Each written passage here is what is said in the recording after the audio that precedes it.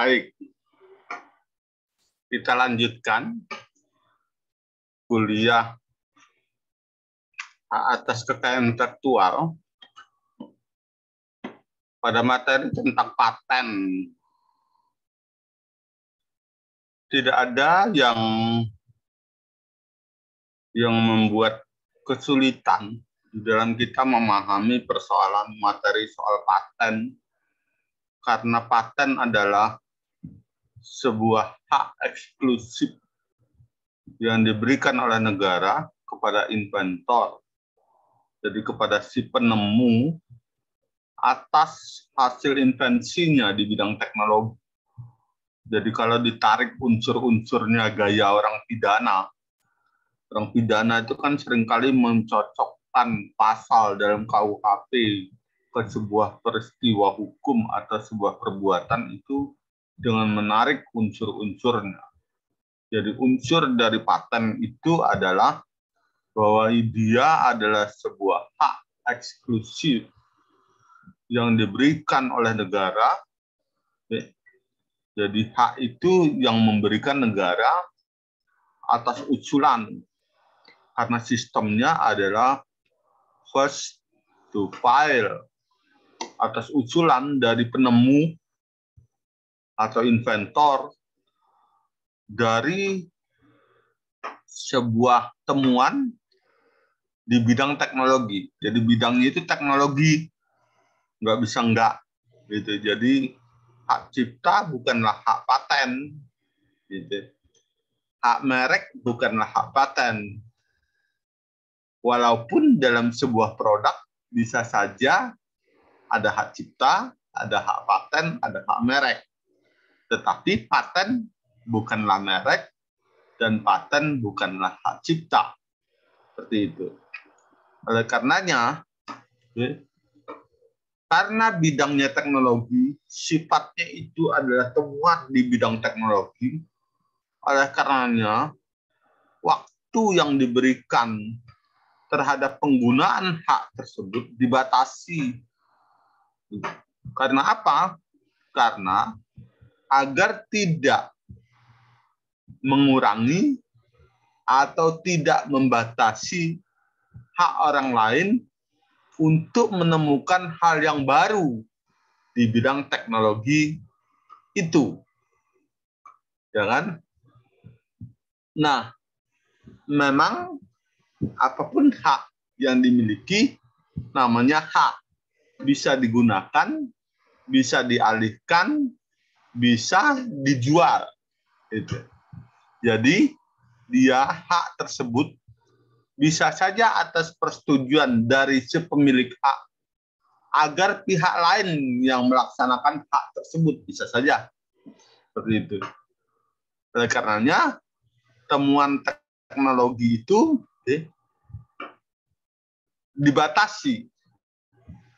dibatasi masa penggunaan hak tersebut. Oleh karenanya paten itu ada dua. Ada paten sederhana, tapi tidak ada pateni. Kalau pateni berarti mematikan orang. Orang Jawa tak pateni. Nah, itu bukan paten yang dimaksud. Jadi paten hanya ada dua, yaitu paten yang menyangkut teknologi. Kalau mau menggunakan menggunakan ukuran orang teknik mungkin ya, itu maka paten itu kelas menengah lah. Ya. Kalau paten sederhana itu hasil temuan, ini hanya ini saya hasil temuan, di mana hasil temuan itu ukurannya tidak membutuhkan kesulitan yang berat. Ya. Kalau mau dilihat kesederhanaan itu adalah dia hasil sebuah pengembangan. Hasil di sebuah pengembangan. Contoh yang pernah diusulkan paten sederhana di Unila itu adalah sajadah di mana sajadah itu lalu diberi kompas. Gitu. Kompasnya itu ketika bertemu dengan gravitasi bumi, maka kompasnya itu jarumnya akan mengarah ke arah kiblat. Begitu. Nah, karena sajadahnya milik orang lain, temuan orang lain, bukan milik orang lain, temuan orang lain, kompasnya juga temuan orang lain, dia hanya menemukan bahwa jarum jam itu bisa diaturnya sedemikian rupa ketika bertemu dengan gravitasi bumi, maka dia akan mengarah ke kiblat. Paten ini diusulkan oleh Unila sebagai paten sederhana. Nah, kekurangan dari paten sederhana tidak boleh diperpanjang. Dia hanya satu kali pakai, satu kali penggunaan selama 10 tahun, lalu tidak boleh diperpanjang lagi. Selesai masa perlindungan hukumnya. Oleh karenanya, kalau Anda memiliki paten sederhana, maka paten sederhana itu bukan berarti dijual pada masa 10 tahun itu, digunakan hanya pada 10 tahun itu, hanya saja Anda tidak boleh melarang orang atau mengklaim orang sudah menjiplak hasil temuan Anda ketika masa perlindungan 10 tahun itu selesai. Gitu. Hak khusus ini diberikan negara kepada penemu hasil temuan di bidang teknologi untuk waktu tertentu melaksanakan temuannya sendiri atau persetujuan orang lain untuk melaksanakannya. Oleh karenanya, apabila Anda atau perusahaan Anda atau di mana Anda bekerja menemukan paten, memiliki paten, selama paten itu belum didaftarkan, jangan didemonstrasikan. Jangan didemonstrasikan. Contoh, saya pernah melihat di sebuah mall di Jakarta, dia mendemonstrasikan di mall itu adalah sebuah temuan seperti sabun cair, gitu. Tapi sabun cair itu memiliki zat tertentu. Zat tertentu itu dia mampu menghapus kerak yang ada di lantai atau di marmer. Nah itu. Ketika saya tanya, iseng-iseng pada waktu itu saya tanya, apakah temuan Anda ini sudah didaftarkan di Kementerian Hukum dan HAM? Oh, belum, Pak. Nah, ini kalau ada orang yang memiliki kecerdasan yang sama atau lebih dari dia, lalu dia memproduksi hal yang sama, dan dia mendaftarkan lebih dahulu dari orang yang mendemonstrasikan itu, maka pendaftar yang terlebih dahulu itu memperoleh perlindungan hukumnya dibandingkan yang mendemonstrasikannya. Lagi-lagi kita melihat bagaimana hukum itu mengatur dampak dari sebuah sifat dasar dari ekonomi yang homo homini lupus. Jadi sifat dasar ekonomi itu adalah homo homini lupus. Manusia yang satu, serigala bagi manusia yang lain. Oleh karenanya, Anda nggak boleh percaya sama teman Anda.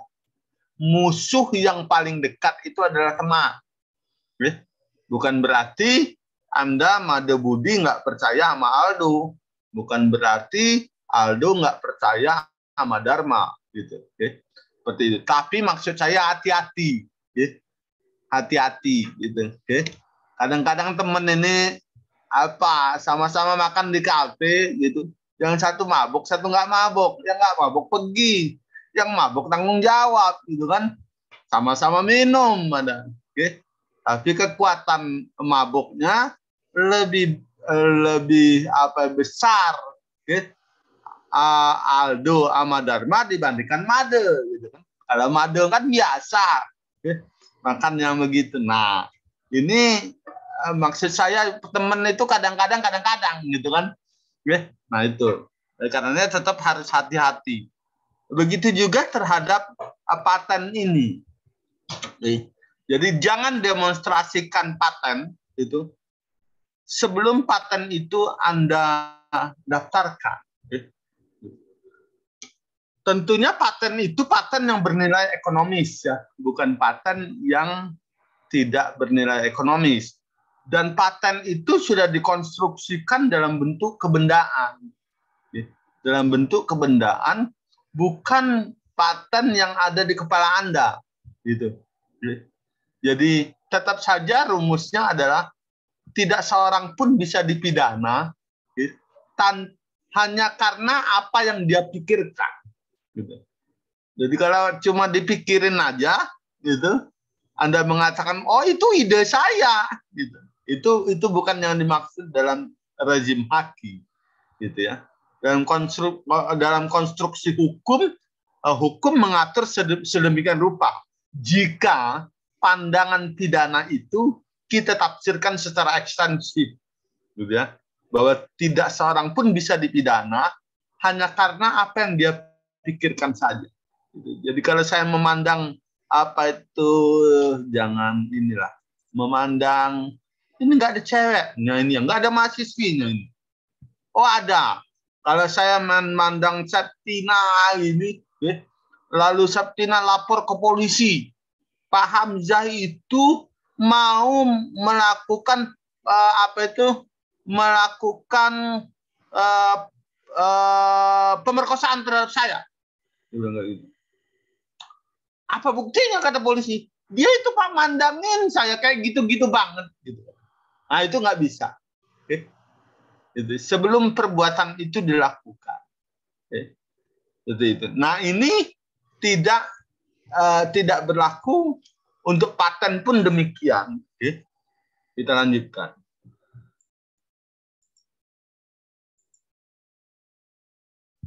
Paten gitu, diberikan dalam ruang lingkup bidang teknologi, yaitu ilmu pengetahuan yang diterapkan dalam proses industri.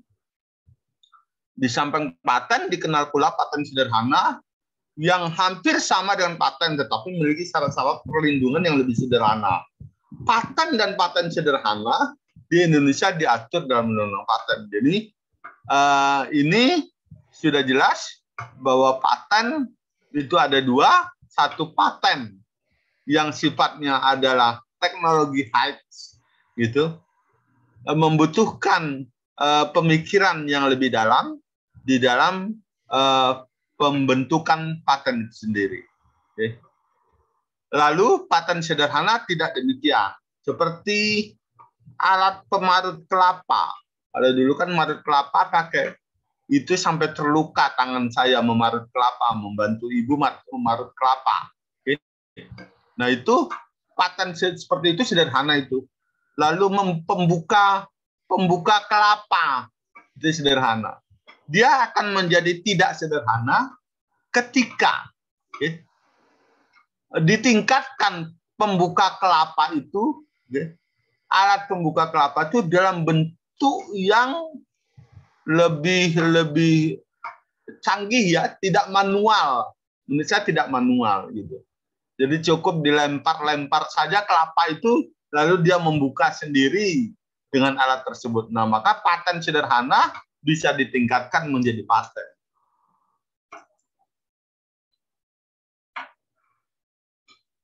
Paten itu melindungi ide-ide yang bermanfaat. Jadi kalau ide tidak bermanfaat, tidak bisa. Oke. Maksudnya bermanfaat untuk manusia. Oke. Seperti itu. Maka paten itu melindungi ide-ide yang bermanfaat. Dan manfaat yang dimaksud bukan manfaat seperti membuat obat. Membuat obat.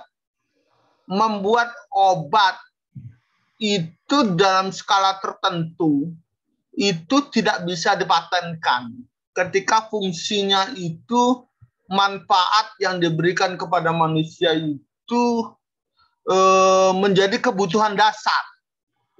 menjadi kebutuhan dasar.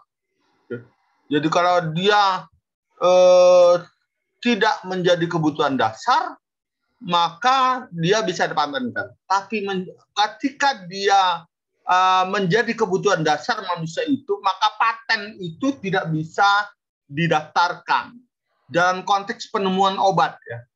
Dalam konteks penemuan obat. Tetapi dalam perkembangannya di negara-negara maju itu disiasati penemuan itu sehingga hak terhadap paten itu dalam hal obat-obatan itu disiasati mereka sedemikian rupa sehingga konsep kemanfaatan yang banyak bagi manusia itu tidak masuk unsur-unsur tersebut.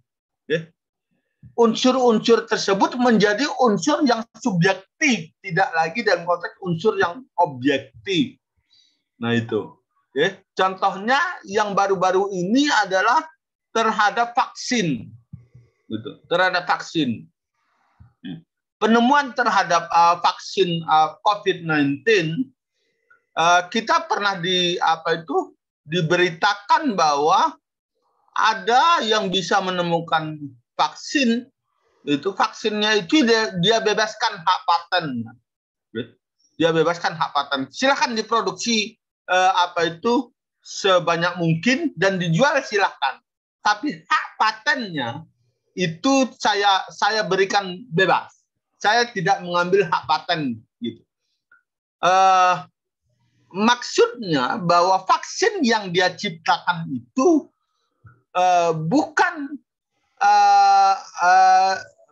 dilarang untuk diproduksi, tetapi hak terhadap paten vaksin tersebut dia tidak gunakan, gitu. Dia tidak gunakan dalam konteks bahwa paten itu kan sebuah perjanjian antara si penemu paten dengan mungkin saja menemukan paten itu dikembangkan oleh sebuah industri, sebuah perusahaan, mengembangkan itu. Seharusnya perusahaan atau industri itu membayar hak patennya. Contoh yang dimiliki oleh Habibie, Profesor B.J. Habibie itu menemukan keseimbangan pesawat itu. Sepanjang alat keseimbangan pesawat itu dipakai oleh perusahaan Boeing, perusahaan jet, maka hasil penjualan alat tersebut, alat yang diketemukan oleh Habibie di dalam menyeimbangkan pesawat itu, maka Habibie memperoleh hasilnya, gitu. Memperoleh hasil akibat pengembangan paten penyeimbang pesawat itu, gitu. Nah, dalam konteks vaksin, wanita itu yang menemukan vaksin itu dia membebaskan hak patennya. Gitu. Tapi apakah dia membebaskan perusahaan itu menjual secara bebas? Itu sudah bukan hak dia lagi, gitu. Sudah bukan hak dia lagi, gitu. Yang dia lepaskan itu adalah hak patennya. Jadi tidak dalam produksi ketika itu dijual oleh perusahaan tersebut. Gitu. Nah ini makanya seringkali saya paparkan di dalam sebuah persidangan dalam pemberian keterangan ahli itu. Karena seringkali orang-orang ini menggebiah-uyahkan bahasa Jawanya itu mencampur adukkan atau memandang sama sebuah peristiwa itu, lalu ditanamkannya konsepsi atau terminologi itu berdasarkan pengertiannya. Seperti itu. Padahal dia suatu hal yang berbeda. Jangan seperti saya ungkapkan tadi. Jadi kalau Dharma Saputra menemukan mobil, di mana mobil itu tidak perlu sopir lagi, Mobil itu cukup pakai remote. Mobil itu cukup pakai aplikasi. Jadi aplikasi yang ditemukan Dharma itu didaftarkan sebagai sebuah paten. Tapi oleh Dharma Saputra, bahwa aplikasi itu saya bebaskan untuk digunakan halayak ramai. Gitu. Oke? Seperti itu. Tapi yang memproduksi aplikasi itu adalah perusahaan X. Seperti itu. Maka perusahaan X tidak membebaskan dalam memperbanyak aplikasi tersebut untuk diperjualbelikan. Tapi penjualan atas aplikasi itu tidak termasuk di dalamnya adalah pembayaran hak paten kepada Dharma. Paham ya? Seperti itu. Oke. Jadi kalau Anda membeli sebuah produk, kan sebuah produk itu dibeli dengan unsur-unsur yang ada di dalamnya. Pajak, ya kan? Pajak. Udah itu apa itu jasa penempatan, ya kan? Jasa pengiriman. Seperti itu kan di dalam sebuah produk itu, ya kan? Nah, hak-hak salah satu hak-hak yang ada di dalamnya adalah hak paten. Hak paten itu yang tidak dikenakan ketika seseorang itu menyatakan dalam perjanjiannya dia membebaskan hak paten tersebut.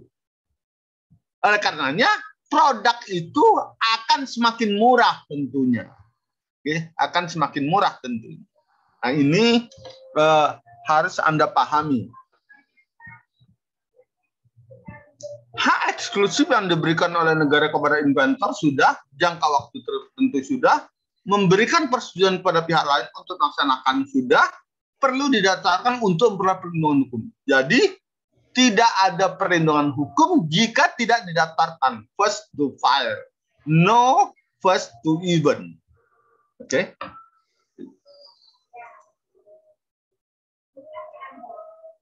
Syarat utama diberikannya paten itu baru.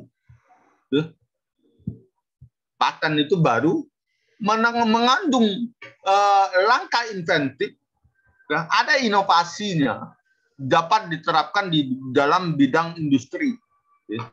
Seperti itu. Jelas dapat dipahami dan dilaksanakan oleh orang yang ahli di bidangnya. Yang kedua, selanjutnya syarat lain-lainnya itu adalah satu kesatuan dari inovasi tersebut. Jadi tidak terpisah gitu. Itu syarat lain-lainnya. Jadi mungkin saja ada satu teknologi yang ditemukan oleh seseorang seperti itu terpisah antara produk dengan invensi yang dia temukan. Contoh yang dibuat oleh Albert Einstein. Albert Einstein menemukan rumusnya itu berbeda dengan produknya. Gitu. Berbeda dengan produknya. Jadi tidak satu kesatuan. Walaupun demikian, umumnya paten itu satu kesatuan dari invensinya. Seperti itu. Ini syarat utama diberikannya paten. Jadi baru, mengandung langkah inventif, dapat diterapkan dalam industri. Syarat-syarat lainnya itu dapat dipahami dan dilaksanakan oleh orang-orang yang ahli di bidangnya. Jadi bukan dia sendiri yang mengetahui seperti itu. Jadi orang lain bisa menjalankan hasil invensi yang dia temukan tersebut. Satu kesatuan dari invensi itu.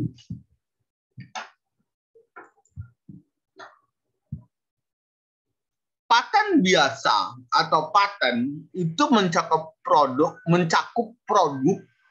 proses atau metode yang memiliki kebaruan, mengandung langkah inventif dan dapat diterapkan dalam industri. Haki dalam produk industri bisa dilihat seperti ini. Jadi, kalau paten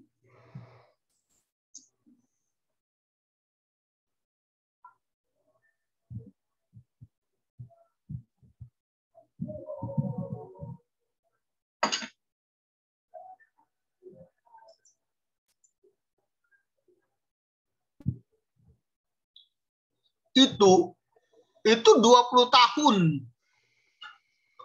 Perlindungan selama 20 tahun itu adalah contoh penuh terkait dengan baterai lithium yang ada dalam handphone. Oke. Ada baterai lithium, jorok banget. Ini si Wim Amjeng. Dari tadi ngorekin hidung. Ngupil terus. Gimana? Jadi ini 20 tahun. 20 tahun bukan berarti ini garansi ya. Ini bukan garansi. 20 tahun itu perlindungan terhadap baterai litiumnya itu. Jadi setelah 20 tahun, jika ada yang mau mengembangkan baterai litium jenis lain dengan berpedoman kepada baterai litium yang diketemukan oleh orang sebelum 20 tahun ini, maka dia tidak perlu membayar patennya. Jadi itu. Jadi kalau Anda menemukan baterai litium setelah 20 tahun penemuan baterai litium ini, maka penemu baru tersebut, hasil pengembangan dari baterai litium sebelumnya, Anda tidak membayar hak patennya. Tapi kalau Anda mengembangkan baterai litium itu berpijak kepada baterai litium sebelumnya, gitu, di mana itu bisa terlihat dari kacamata teknologi bahwa Anda mengembangkan atau menemukan baterai litium yang berpijak pada baterai litium sebelumnya, maka Anda harus membayar hak paten terhadap baterai litium tersebut. Ini makna perlindungan terhadap paten 20 tahun bisa diperpanjang 1 kali. Paten sederhana itu 10 tahun tapi tidak bisa diperpanjang. Itu kalau paten sederhana. Oke. Nah, perlindungan hukumnya 10 tahun dan 20 tahun. 20 tahun bisa diperpanjang 1 kali. Oke, terhadap paten. Kalau ini soal produk desainnya, desain ini soal mereknya. Oke. Kita sudah bicara kalau soal merek. Produk desainan. Jenis paten. Paten sederhana mencakup produk atau proses metode atau pengembangan produk atau proses atau metode yang memiliki kebaruan dan dapat diterapkan dalam industri. Tapi lingkupnya sederhana. Untuk menetapkan kesederhanaan itu orang-orang yang ahli di bidang teknologi tersebut. Seperti itu. Makanya paten itu, saya juga bingung ketika Fakultas Hukum tidak diakui dalam IKU. IKU itu apa ya? Indeks kompetensi umum. Indeks kompetensinya, kok hak ciptanya nggak diakui? Jadi hak ciptanya itu tidak dinilai dalam bentuk buku, dalam bentuk artikel di jurnal, gitu ya. Karena yang diakui itu adalah paten. Katanya gimana menemukan paten dalam ilmu hukum? Gitu. Nah ini saya kira ada kesalahan persepsi. Kalau menurut saya ada kesalahan persepsi, atau jangan-jangan si pembuat standar, yang saya maksud kami sebagai dosen, gitu, harus mengisi sebuah borang di mana borang itu diakui sebagai sebuah sebuah alat yang bisa diukur sebagai untuk bisa dinilai, maka Fakultas Hukum harus ada paten. Ini membingungkan menurut saya. Ini membingungkan. Kecuali bisa saja apa yang nggak bisa, umpamanya ada kolaborasi antara dosen Fakultas Teknik dengan dosen Fakultas Hukum. Yang dosen Fakultas Teknik merelakan produknya dengan mencantumkan nama kita di dalam penemuan tersebut. Mungkin karena jasa kita ikut mendaftarkan produk-produk tersebut sehingga dia memperoleh hak patennya. Tetapi kalau orang fakultas hukum, dosen fakultas hukum disuruh menemukan paten, saya juga bingung. Saya juga bingung. Nah, ini diskusi kami ketika kami sampai bulan ketiga ini tidak dibayar atau belum dibayar remunerasinya, karena dalam pengisian BKD itu profesor-profesor itu yang tidak memiliki jurnal artikel sebagai penulis pertama di jurnal internasional gitu, maka hak ciptanya dalam bentuk buku-buku itu tidak diakui sebagai sesuatu yang eksklusif bagi seorang profesor. Begitu. Menurut saya ini ada kesalahan persepsi. Yang diakui itu adalah paten. Padahal hak kekayaan intelektual itu cuma dipisah jadi dua. Pertama adalah hak cipta, yang kedua adalah hak kekayaan industri. Gitu. Kenapa hak cipta tersendiri? Justru hak cipta ini sangat eksklusif. Gitu. Keeksklusifan hak cipta ini tidak dibatasi di dalam perlindungan hukumnya. Bahkan hak cipta bisa diwariskan. Seperti itu. Yang kedua, hak cipta tidak perlu didaftarkan. Kalau hak atas kekayaan industri, paten, merek,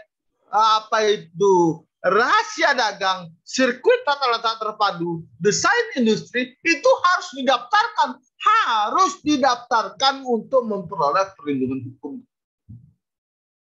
Tapi kalau hak cipta, gitu, itu tidak harus didaftarkan.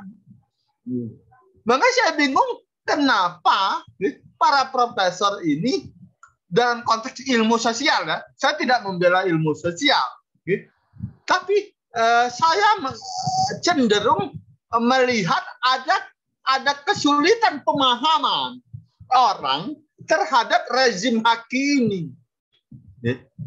Jadi dia melihat rezim haki ini lebih kepada tataran yang praktis.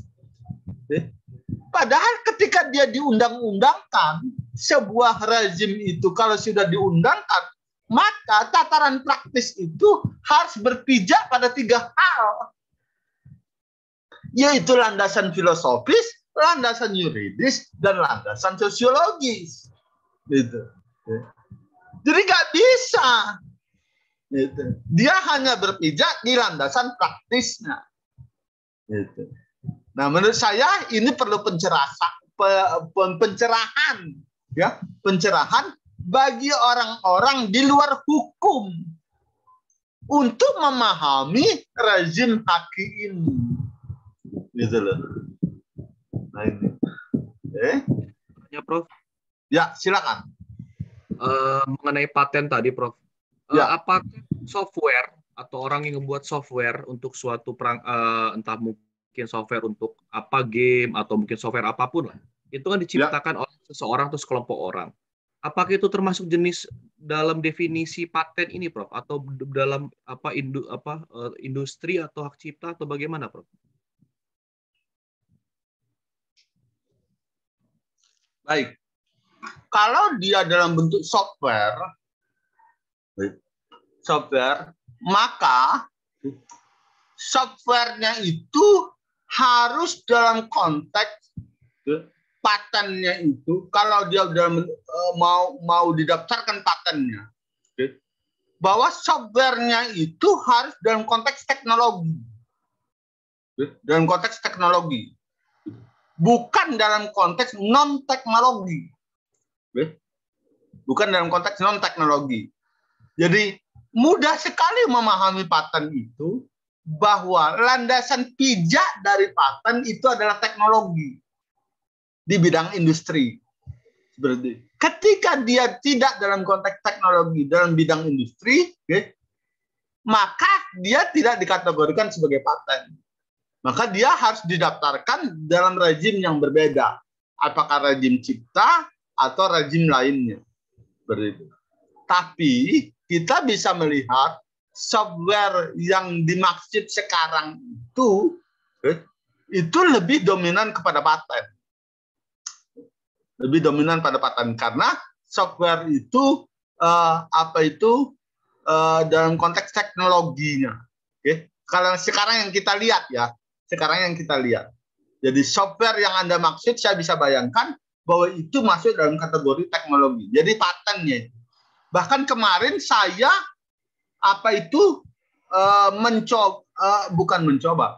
Kemarin saya sebagai anggota penyeleksi pejabat tinggi Pratama di Lampung Selatan, ada kepala dinas keluarga berencana, itu kepala dinas kependudukan, itu dia sangat menguasai itu. Nah dalam penjelasannya kami ya tertawa karena yang menjelaskan itu ibu-ibu, gitu.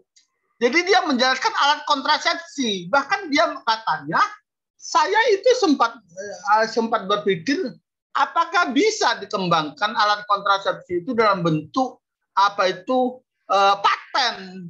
Paten yang dimaksud itu dalam bentuk elektronik. Kami bingung itu. Tapi kami tidak bisa membatasi dia ketika dia berkreasi dengan isi kepalanya. Silakan saja. Gitu. Bahkan ditambahkan oleh Dr. Yusdianto kan ya. Kalau gitu, kalau dia bisa diciptakan alat kontrasepsi itu dalam bentuk elektronik, maka bisa nggak elektronik yang berbasis aplikasi? Nah itu udah kan saya udah nakal seperti itu. Oke? Jadi bisa saja alat kontrasepsi dalam wujud elektronik lalu diaplikasikan gitu. Tapi entah kapan penemuan itu akan terjadi, wallahu alam bishawab. Oke, saya kira itu. Ada lagi? Prof, izin Prof. Ya, silakan. Kadang kalau kami itu kebetulan saya di PLN ya Prof ya. Sering di mana? Ada di PLN Prof. Itu sering ada namanya lomba inovasi Prof. Ya. Lomba-lomba inovasi dan itu pesertanya memang pegawai semua gitu. Ya. Diajukan pegawai semua. Kemudian hasil inovasi itu diambil oleh perusahaan gitu Prof. Betul. Kemudian begitu juga kayak ada lomba-lomba inovasi di tempat lain. Kadang karya-karya kita yang sudah diserahkan kepada panitia menjadi hak panitia. Betul. Nah, ini apakah salah satunya ini perampasan hak seseorang terhadap karyanya secara halus atau gimana Prof ya? Oh enggak. Ya kalau mau dikatakan demikian ya. Tapi tidak dalam konteks haki. Gitu. Tidak dalam konteks haki, tidak dalam konteks hukum. Gitu. Ini sudah lama saya diskusikan dengan almarhum Fred B.G. Tumbuhan. Dr. Fred B.G. Tumbuhan itu sangat pelit di dalam menulis. Bahkan PowerPoint dia ketika dia diundang dalam sebuah seminar, lalu diminta oleh wartawan untuk ditulis, maka Fred B.G. Tumbuhan mengatakan, oh tidak boleh. Dia bilang kayak gitu. Karena saya dalam seminar ini sudah dibayar oleh panitia. Jadi hak terhadap memperbanyak PowerPoint ini, itu saya berikan kepada panitia. Gitu. Jadi dalam penyelenggaraan sebuah perlombaan, gitu, biasanya itu ada perjanjian di dalam perlombaan tersebut bahwa hasil dari perlombaan ini itu menjadi hak milik panitia. Jadi dalam seminar-seminar, saya kalau diundang seminar, maka seharusnya panitia melarang saya ketika saya memberikan PowerPoint saya itu kepada peserta seminar, kecuali peserta seminar itu mendapat izin dari panitia. Seharusnya demikian rezim itu. Rezim itu. Makanya dari awal saya sudah bilang, sebenarnya rezim haki ini belum cocok. Kalau saya mengatakan tidak cocok untuk orang Indonesia, itu terlalu ekstrim. Tapi sebenarnya kita itu dicuci otak kita itu. Pokoknya nggak mikir lain kalau nggak duit itulah. Gitu. Nah itu, kita ini kan seperti itu. Padahal kita bukan manusia yang seperti itu. Bukan manusia yang berpikiran dengan fondasi individual yang sangat tinggi seperti gaya Amerika. Bukankah kasus Gesang itu menjadi sebuah pembelajaran sebenarnya bagi orang Indonesia ya. Walaupun bagi kita yang sudah banyak nonton TV, itu memang orang tua katanya nggak mikirin duit, dia yang pikirin mati, beramal gitu. Bentar kita ini kan mikirin nemen, udah itu nggak dibayar pula. Nah ini sama aja kayak saya gitu kan, ketika ditanya sama Anda kan saya ngerasa hidup saya masih banyak gitu kan. Udah itu saya sekolah setengah mati, datang orang ujuk-ujuk ngasihin kasus sama gua, nggak bayar kan gitu, bayarnya sama negara dengan SPP lah orang itu, orang gua ngedumel, padahal gua ngasih ilmu setengah mati gua dapetinnya dari Mulang Maya gitu kan. Udah dari Mulang Maya SD, dari SD SMP SMA, jadi nggak berhenti tidur lagi karena kerjaannya belajar. Tapi di sisi lain sebenarnya ada rasa nggak usah lah dibayar ini gitu kan. Ada rasa dalam hati saya gitu ya, dalam memberikan keterangan ahli itu sebenarnya tidak perlu dibayar gitu, tapi cukup diberikan fasilitas ya. Tapi akhirnya sama juga gitu. Pandangan seperti ini dalam konteks hukum kan kita sih menemukan orang-orang yang menurut kita aneh, tapi sebenarnya tidak aneh, seperti Artijo Al-Kausar, seperti kakak ipar saya itu Kamal Firdaus gitu kan. Jadi dia pengacara yang menurut saya jujurnya saya mengatakan jujur babi gitu, lurus saja makanya yang dia pandang itu pokoknya ikat saya nggak bisa gimana. Ya kadang-kadang miris juga ya kita melihatnya. Orang yang magang di kantor dia, datang ke kantor dia, sekarang datang ke kantor dia, sudah naik Mercy, sementara dia masih ngontrak, gitu kan? Padahal kita tahu ilmu dia lebih dalam dari ilmu yang bawa Mercy, gitu. Apa yang menyebabkannya ini ya itu menurut saya dinamika manusia seperti itu. Jadi terhadap penjelasan itu saya mengatakan sebenarnya memang rezim Haki ini belum cocok untuk orang Indonesia. Kasus Gesang 1 itu pun lalu ditimpali dengan kasusnya Peggy Melati Sukma, gitu kan? Kan Peggy Melati Sukma itu mendaftarkan ikonnya pada waktu itu di sinetron Gerhana. Sinetron Gerhana itu dia membuat ikonnya pusing gitu. Nah, kata pusing itu dia daftarkan di Kementerian Hukum dan HAM seperti itu. Nah, itu kan perbedaan manusia yang satu dengan manusia yang lain. Manusia yang satu begitu naifnya kita melihat bahwa seharusnya lagu Bengawan Solo itu dibayar, tapi dia tidak mau dibayar. Di sisi lain, kita ketemu dengan anak muda gitu, ketemu penerus Gesang lah dengan kata lainnya, penerus Gesang berbeda zaman dengan Gesang, tapi dia mendaftarkan ikon dia yang menurut kita apa ikon kayak gitu sampai didaftarkan. Tapi rezim hak cipta itu menginginkan hal itu. Rezim hak cipta mengajarkan hal itu kepada Peggy Melati Sukma. Nah, seperti itu. Jadi sebelum ada rezim Haki, maka lagu-lagu Rhoma Irama dia kita nyanyikan, ya kita nyanyikan saja gitu. Kita beli kasetnya, kita beli saja kasetnya gitu. Kita gandakan kasetnya, kita gandakan saja kasetnya. Rhoma Irama suka-suka saja gitu. Tapi begitu rezim Haki ini masuk ke Indonesia gitu, maka semua pencipta itu menginginkan itu. Menginginkan itu sampai pada titik nadirnya bahwa pemilik karaoke itu harus membayar selain dari pajak karaoke-nya, pajak itu, maka dia pun harus membayar royaltinya kepada asosiasi pencipta lagu. Nah ini. Jadi kalau sebelum ada rezim haki, hal itu tidak dibebankan kepada si penyanyi lagu, gitu. Tapi sekarang di karaoke itu, maka pembiayaan kita itu, kita berkaraoke ria di rumah karaoke itu, tapi nggak ditemani ya. Kalau ditemani beda lagi, kita bayar kalau itu dari sendiri. Matikan dulu itunya, apa itu CCTV-nya, itu beda. Jadi itu enggak. Gitu.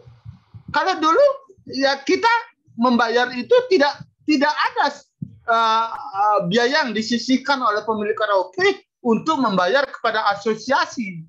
Gitu. Asosiasi pencipta lagu itu akan menagih setiap pemilik karaoke itu akan melayangkan tagihannya. Berapa jumlah lagu yang ditayangkan itu. Nah itu kata orang menemui kesulitan, kata mereka tidak ada kesulitan untuk itu. Seperti itu. Ya, saya kira itu. Ada lagi?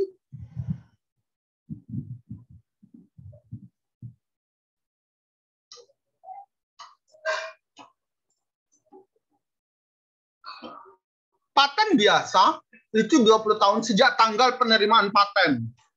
Paten sederhana itu 10 tahun sejak tanggal penerimaan. Tidak dapat diperpanjang, paten sederhana tidak dapat diperpanjang. Sistem paten mempunyai dua fungsi, yaitu fungsi perlindungan terhadap si penemu paten, yang kedua adalah fungsi informasi. Apa maknanya? Bahwa siapapun yang berkeinginan, gitu, jadi fungsinya siapapun yang menemukan, siapapun inventornya yang menemukan invensi itu, merasa setiap pekerjaan dia memperoleh perlindungan hukumnya. Yang kedua, bahwa fungsi dari inventor, fungsi dari invensi yang dibuat oleh inventor itu memiliki fungsi informasi kepada pihak lain, bahwa tidak boleh dia mengembangkan ini tanpa izin dari pemilik invensi. Seperti itu. Jadi dia bisa mengembangkan invensi tersebut apabila memperoleh izin atau setelah masa perlindungan itu habis. Nah ini, itu makna dari apa itu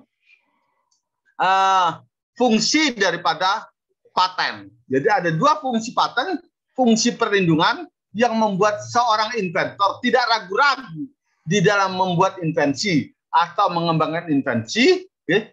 Yang kedua, memberikan fungsi informasi kepada inventor lain ketika dia mau mengembangkan produk yang sama, dengan berpijak pada invensi yang sudah ada, gitu, harus memperoleh izin, atau dia mampu melakukan invensi lain,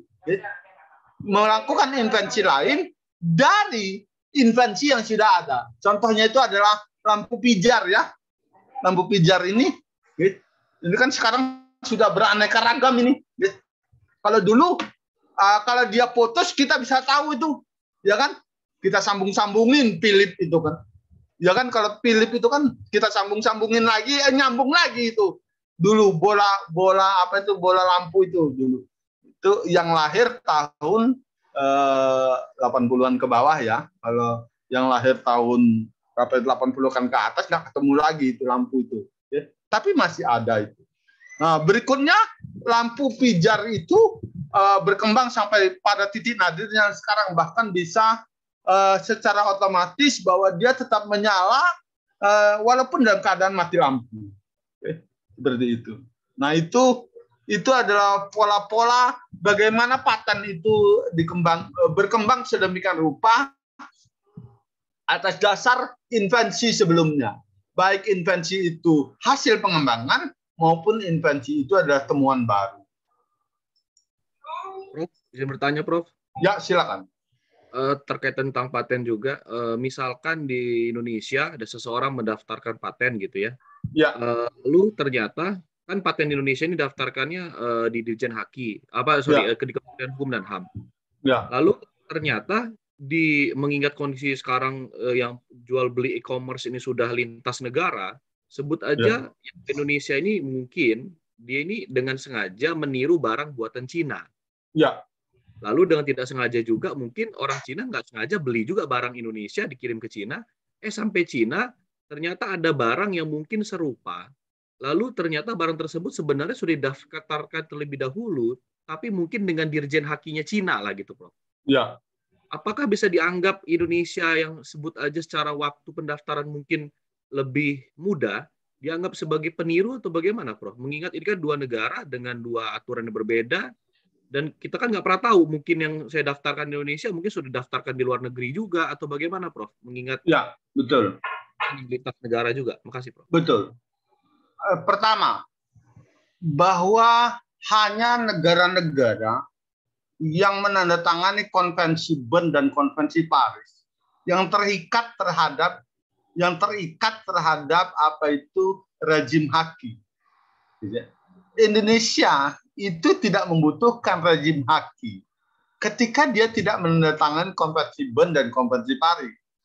Kan Indonesia dipaksa untuk segera menandatangani konvensi Paris dan konvensi Bern karena negara-negara maju tidak mau nasibnya sama seperti nasib produk dia.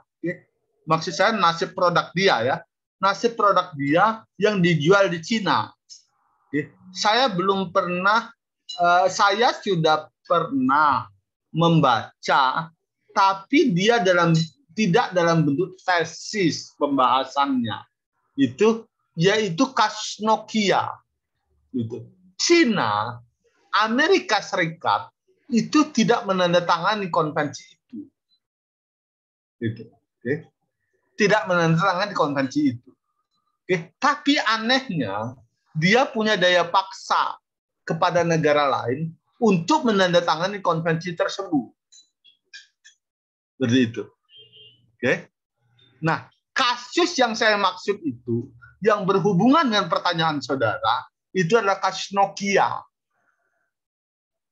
Nokia itu diproduksi, pemilik patennya, pemilik hak ciptanya, pemilik mereknya itu adalah Finlandia. Begitu.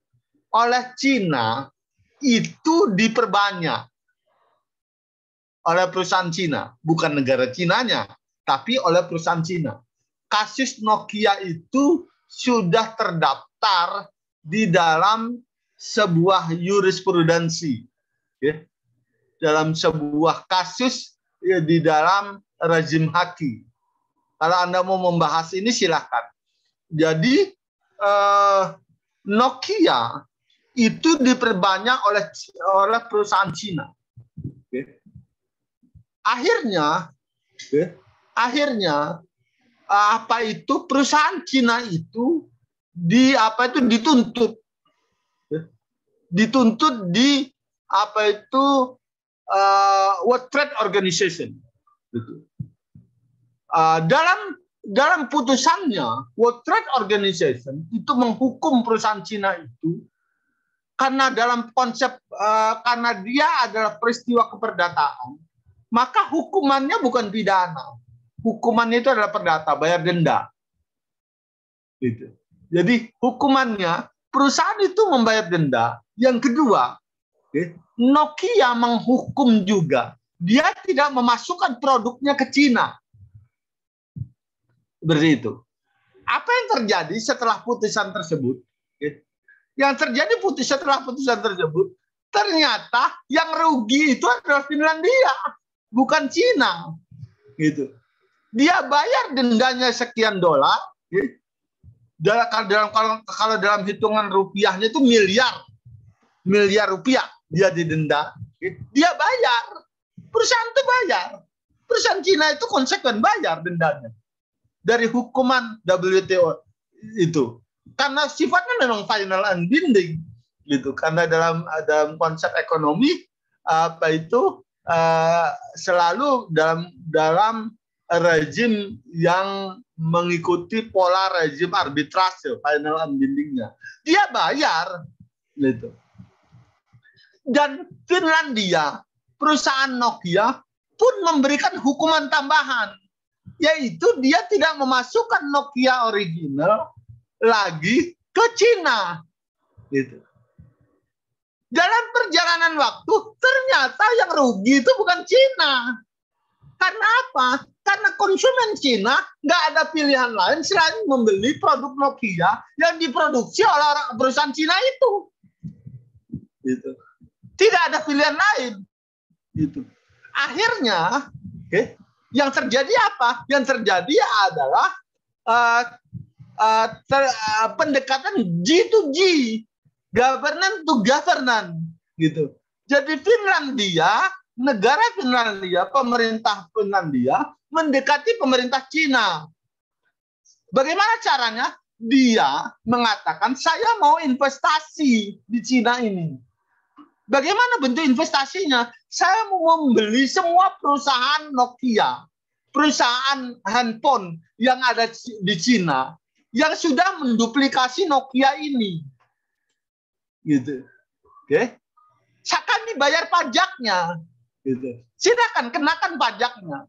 Tapi jangan sampai ada perusahaan lain lagi yang berbuat hal yang sama selain dari kami take over aja. Semua perusahaan-perusahaan Cina yang memproduksi, menduplikasi Nokia ini, akhirnya dibeli. Seperti itu. Oleh Nokia. Dan Nokia membayar pajak mahal kepada Cina. Seperti itu. Oke? Nah, makanya apa itu? Ada dua. Apa itu? Lisensi. Diberikan oleh Nokia. Lisensi dari Nokia Finlandia, lisensi Nokia produk Cina. Itulah asal muasalnya itu. Sama aja dengan batik. Gitu loh. Sebelum ada batik, sebelum batik tulis itu dikembangkan di Indonesia, Cina sudah membuat batik dengan mesin. Gitu.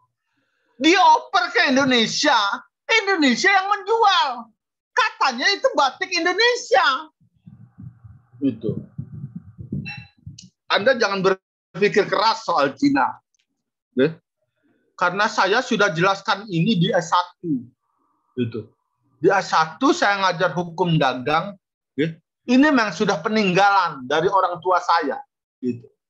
Ada 3 Yahudi di dalam dunia perdagangan yang tidak bisa dikalahkan. Gitu. Dan ini Anda bisa buktikan kalau saya berbohong. Gitu. Anda bisa cek kalau saya berbohong. Tapi ini fakta adanya. Dalam dunia perdagangan ada 3 Yahudi yang tidak bisa dikalahkan. Pertama, Yahudi dunia. Siapa Yahudi dunia itu? Israel. Tidak ada yang bisa mengalahkan Israel dalam berdagang. Sehebat-hebatnya Amerika Serikat, dia tidak bisa berpihak terhadap Palestina. Karena apa? Walaupun sesalah apapun Israel, Amerika itu nggak bisa menyalahkan Israel. Karena apa? Bukan karena dia takut dengan Israel, bukan.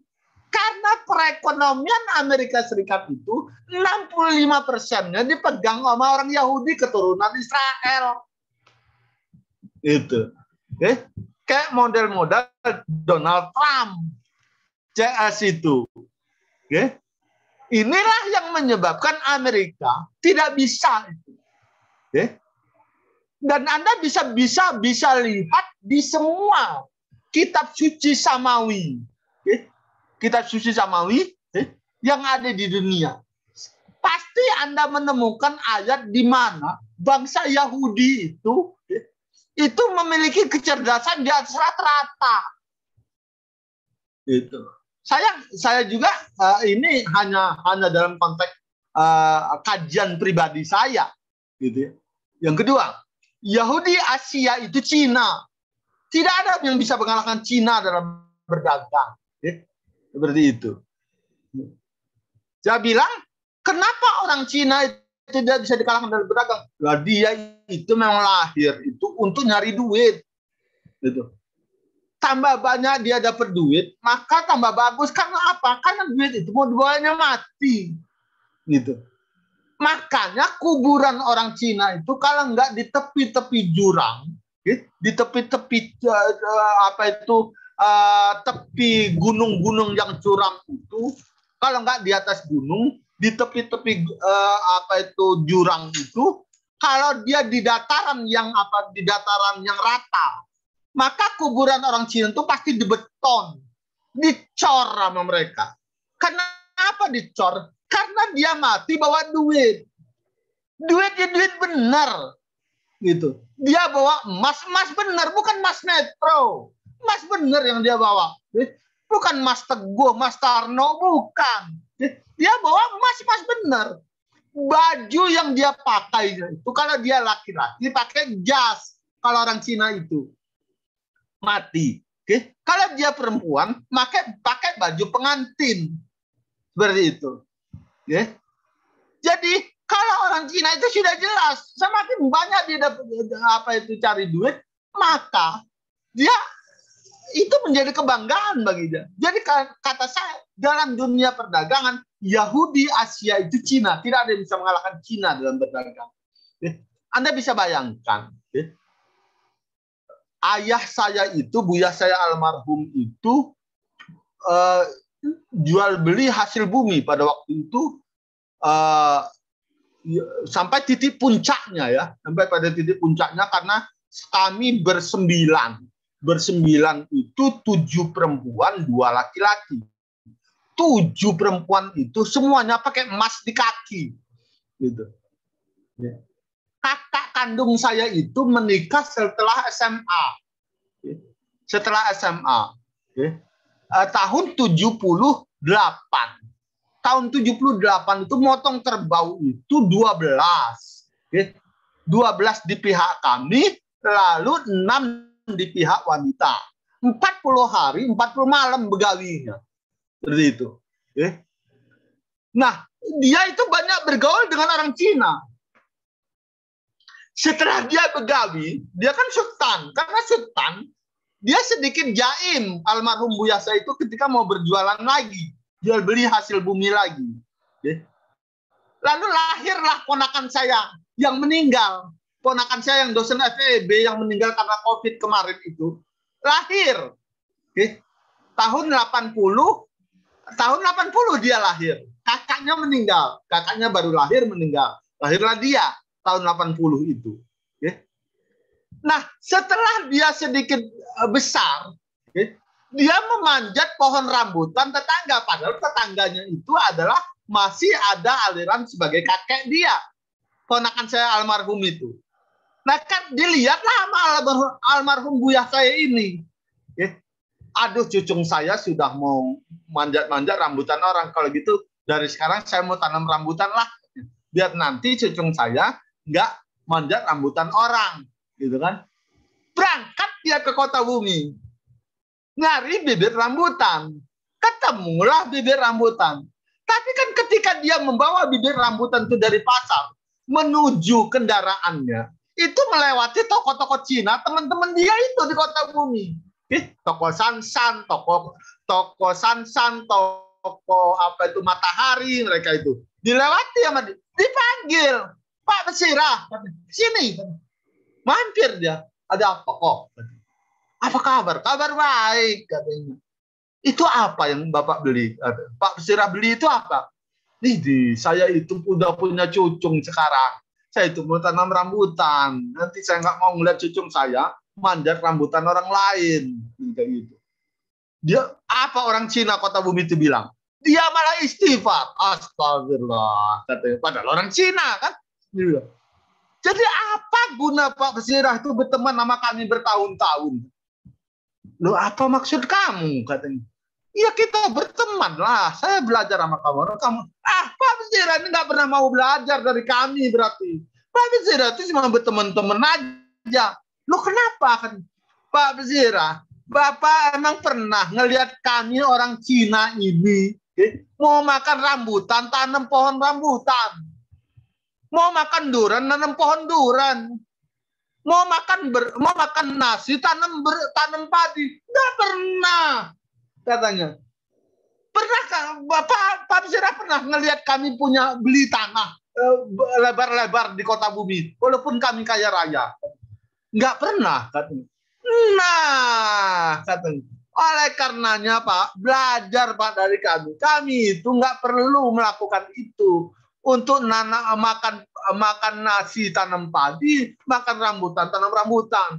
Jadi gimana? Oh, katanya, tanamlah di kepala manusia itu. Katanya gitu. Wah, dari situ ilmu itu diberikan kepada saya oleh Buya saya almarhum pada waktu itu, tertanam sampai pada hari ini. Gitu. Katanya, bagaimana cara menanam bercocok tanam di atas kepala manusia? Nggak mungkin lah, sah. Katanya, kamu tanam itu dengan koret, dengan tombak itu, ya sakitlah kepala orang itu. Caranya, Hamzah, kamu itu harus sekolah. Jadi kalau caranya, kamu harus pinter. Untuk bisa pinter harus sekolah, kan kayak gitu. Waktu itu saya mau masuk STM, wah dia langsung ngebrak meja itu. Meja itu digebrak. Niko mak koichi itu balak. Kamu nggak punya cita-cita tinggi, katanya. Mau jadi STM, mau masuk STM, kamu buka bengkel apa, katanya. Dia bilang kayak gitu. Pada waktu STM tahun 80 itu 85. Saya lulus SMA itu, lulus SMP tahun 85, ya asumsi kita ketika mau masuk STM kan mau buka bengkel, mau ini gitu. Nggak ada yang mau ke ITB, nggak ada pikiran seperti itu. Nah, jadi dia tanam itu di kepala manusia. Untuk bisa menanam di kepala manusia itu harus pinter. Gitu.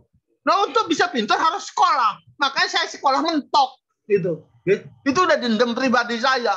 Sampai S3. Gitu. Kalau ada S4, S5, gitu, seperti Samsung, saya udah kayak Samsung. Gitu. Alhamdulillah, sekolah cuma sampai S3 aja. Gitu. Makanya saya bilang sama mahasiswa satu itu, kata saya, yang paling saya benci dalam hidup saya itu kalau saya dibohongi sama orang lain. Karena ketika dibohongi sama orang lain itu, maka kecerdasan saya itu saya anggap punah. Karena apa? Karena dia pasti lebih pintar dari saya. Gitu. Kalau dia lebih pintar dari saya, maka saya harus belajar lagi. Nah, sakit kepala saya kalau belajar terus. Gitu. Makanya saya ngajar ini pun kadang-kadang saya terus terang. Ini kasus benar apa enggak, woi? Kasus benar kena cas, woi. Jangan gratis. Enak aja loh. Ya, itu kan maksud saya memagari jangan sampai saya dibohongi sama dia. Dia ngambil ilmu gua gratis, kurang ajar. Bahasa Lampung, kurang ajar. Nah, itu enggak ini. Nah, jadi orang Cina itu nggak bisa dikalahkan dalam dunia perdagangan. Sulit, gitu. Sulit. Bayangkan saja kalau Anda bergaul sama orang Cina, udahlah, gitu. Ya, kalau di Lampung ini bisa dilihat sendiri lah ya. Sehebat-hebatnya orang Lampung, kan dulu kan orang Lampung itu kan mimpi. Kadang-kadang dia ngedamprat dalam di warung atau kalau ketemuan, maknya dorang ini katanya. Lagi Jawa terus yang jadi gubernur. Kapan kita orang ini jadi gubernur? Sekarang semua gubernur udah orang Lampung, bupati sudah orang Lampung, gitu. Tapi tetap nggak berdaya sama orang Cina, ya kan? Gitu. Ini yang jadi problem itu. Masih nggak bisa dikalah, karena dia yang punya tanah, gitu.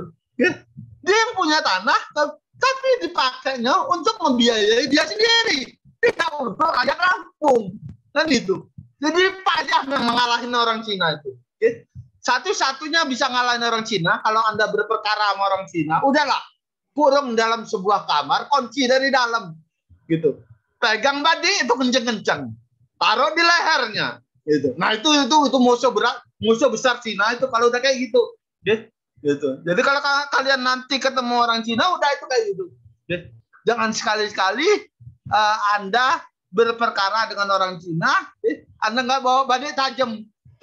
Terutama badai enggak ketemu lawan, badai pagar dewo, gitu. Nah itu. Yang ketiga, dalam dunia perdagangan, Yahudi di Asia itu adalah Cina, Yahudi dunia itu adalah Israel, Yahudi Indonesia itu Padang. Nggak ada yang bisa kalahkan Padang dalam berdagang, gitu. Itu udah jelas itu. Tanya aja sama orang Padang gitu.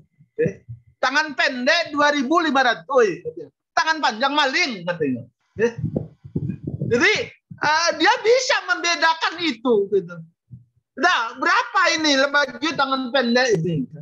Kalau baju tangan pendek itu katanya 7.500. Kalau yang tangan panjang tangan panjang itu maling. Cepat betul dia ngambilnya. Jarak pemisahnya itu, gitu loh. Kalau kita nggak bisa, apalagi orang Lampung, saya pernah coba ya. Saya pernah coba apa itu mengikuti pola-pola para Yahudi ini, baik Yahudi Israel, Yahudi Cina maupun Yahudi Padang. Satu hari saya itu gaji saya bisa pisahkan, gitu loh. Oh, ini untuk harian, ya. Ini untuk transportasi, ini untuk SPP. Saya taruh di kotak-kotak sendiri, gitu ya. Saya taruh di kotak-kotak tersendiri. Lalu selesai. Saya pikir sebulan ini selesai nih, nggak ada persoalan gitu. Jadi saya nggak pusing-pusing lagi soal duit ini, karena masing-masing sudah punya bagiannya. Terus satu ketika mertua saya datang dari Jakarta. Saya tanya kepada istri saya, ada nggak di dalam kotak itu mana yang untuk mertua saya? Katanya nggak ada. Terus saya nggak mau ngeluarin kotak itu, ngeluarin duit dari kotak itu untuk beli pindang mertua saya. Woi kualat itu, nggak panjang umur, nggak hidup saya. Tapi kalau orang Israel, orang Cina, orang Padang bisa melakukan hal tersebut, gitu loh. Kalau saya nggak bisa, seperti itu. Kalau Anda mau membuktikan hebatnya orang Padang itu, coba Anda buka YouTube, buka kisah soal Siti Nurbaya, sinetron Siti Nurbaya. Sinetron Siti Nurbaya, bapaknya Siti Nurbaya punya hutang dengan Datuk Maringgi, ya kan? Seperti itu. Lalu Datuk Maringgi punya hasrat dengan Siti Nurbaya. Dia tagihlah hutangnya itu kepada bapaknya Siti Nurbaya. Dia datangi rumahnya itu. Dia bilang, mohon maaf Datuk, Ambo ke sini menagih hutang. Sudah hutang Datuk itu sudah jatuh tempo, kata Datuk Maringgi. Kata bapaknya Siti Nurbaya, dia bilang, mohon maaf Datuk Maringgi, Ambo belum bisa membayar hutang. Berilah Ambo tempo. Apa jawab Datuk Maringgi?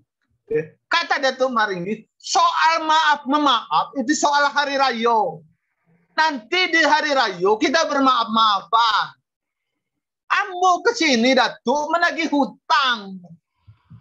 Jadi bahasa sampiran yang diungkapkan oleh bapaknya Siti Nurbaya, mohon maaf Datuk Maringgi, Ambo belum bisa membayar hutang. Soal maaf-maaf itu soal hari raya. Nanti hari raya kita bermaaf-maafan. Gitu.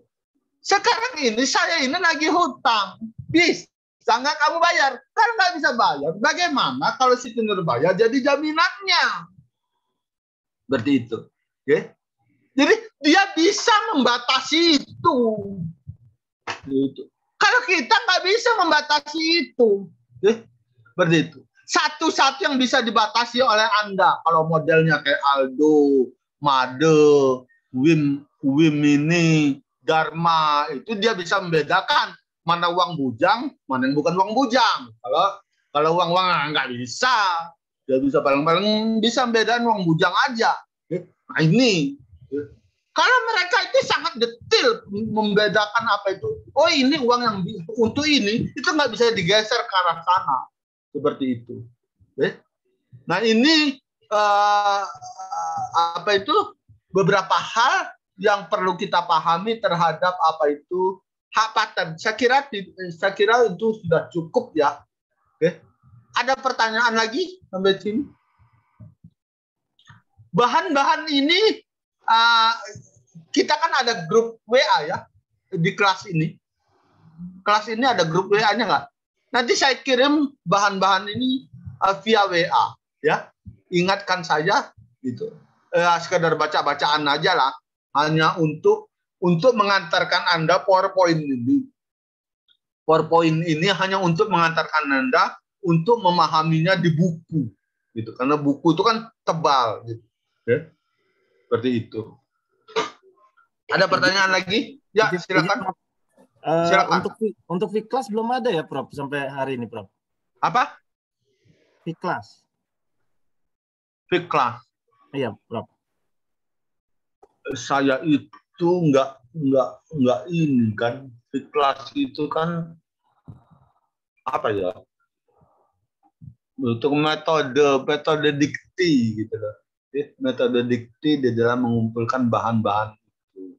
Jadi ada kinerja yang mau dilihat oleh dikti terhadap terhadap proses belajar mengajar begitu. Oleh karena makanya saya tidak begitu familiar terhadap itu. Oleh karenanya terhadap Siakadu, terhadap Fiklas, itu saya serahkan aja sama Mas Rohim yang melaksanakannya. Jadi bahan-bahan ini pun saya berikan kepada Mas Rohim untuk dimasukkan ke dalam Fiklas.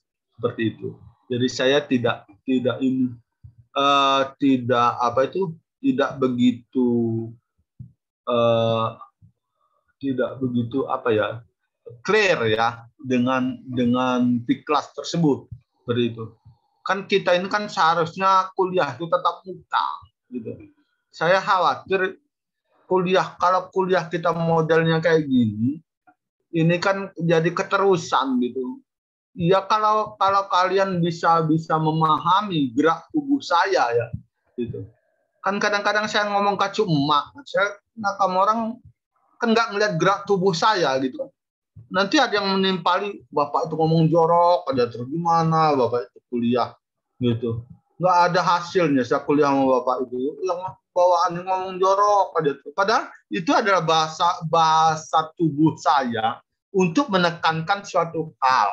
Itu untuk menekankan satu hal agar bisa dipahami dengan lebih sempurna gitu. Dengan kata lain gaya. Nah, gaya ini kalau di Fiklas kan mana orang mau ngelihatnya?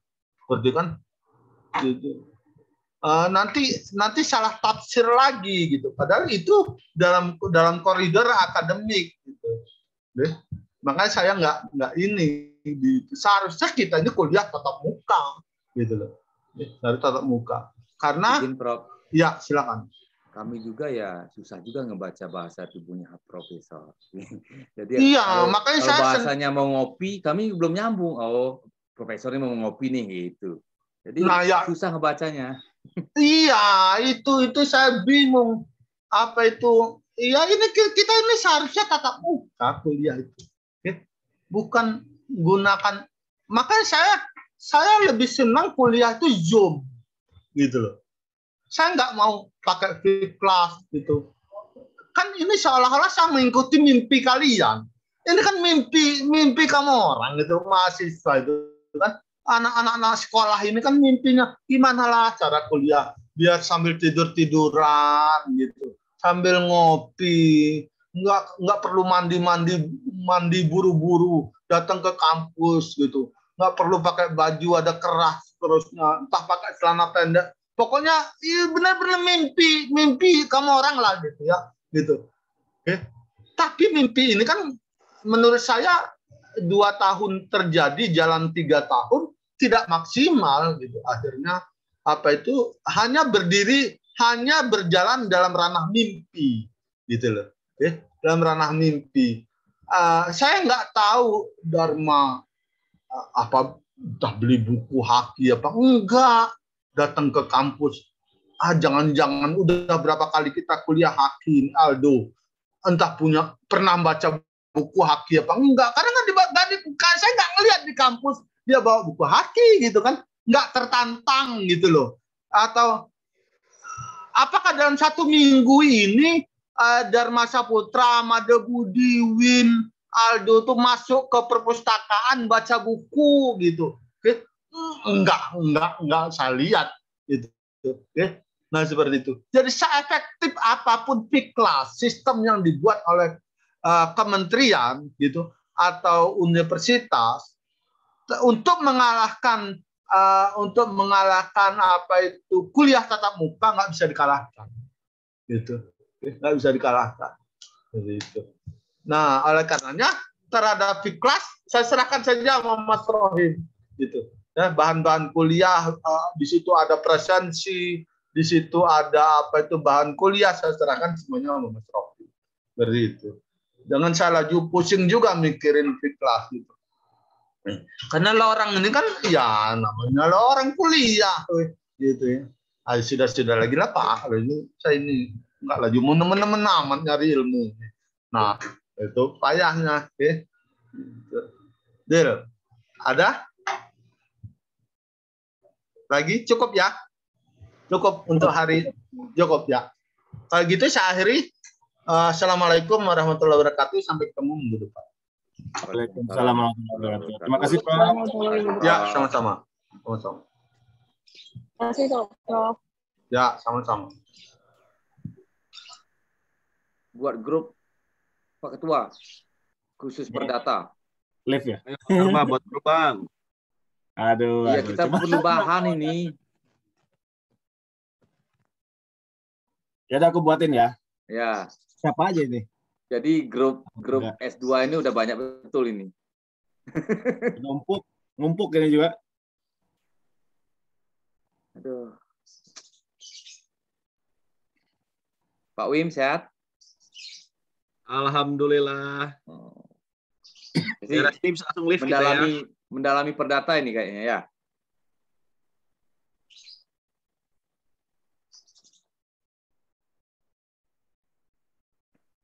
Tapi memang banyak betul bahan kajian di Haki ini ya. Gue S1 jujur kurang merhatiin gue pelajaran Haki ini. Jadi makanya di S2 ini pengen coba lebih fokus lah. Nah, makanya itu Pak Wim. Saya itu disaburai juga ya. Ya kayaknya biar cepet-cepet beres. Ternyata kebenturnya di sini kita. Bener nggak? Di sini belajar beneran jadi. Nah.